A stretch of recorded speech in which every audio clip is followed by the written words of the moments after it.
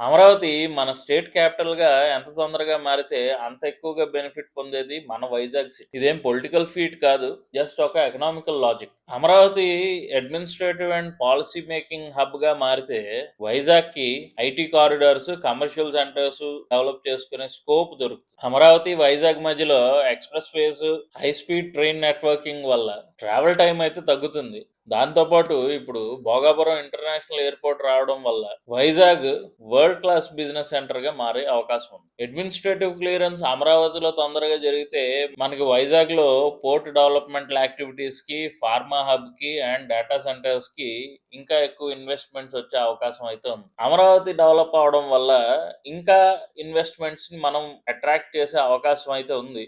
దానివల్ల Vizag brand value కూడా increase అవుతుంది. అమరావతి మన ఆంధ్రప్రదేశ్ స్టేట్ కి ఒక బ్రెయిన్ లాంటిది అయితే వైజాగ్ గుండె లాంటిది. ఈ రెండింటిని ఇంటిగ్రేట్ చేస్తే ఏపీలో డబుల్ స్పీడ్ లో డెవలప్మెంట్ యాక్టివిటీస్ జరుగుతాయి. అమరావతి డెవలప్ అవడం వల్ల వైజాగ్ బెనిఫిట్ అవుతుందా? మీకేమనిపిస్తుంది? మన కామెంట్ బాక్స్ లో పెట్టండి. మీ ఫ్రెండ్స్ అండ్ ఫ్యామిలీ మెంబర్స్ అందరికీ ఈ వీడియోని షేర్ చేయండి.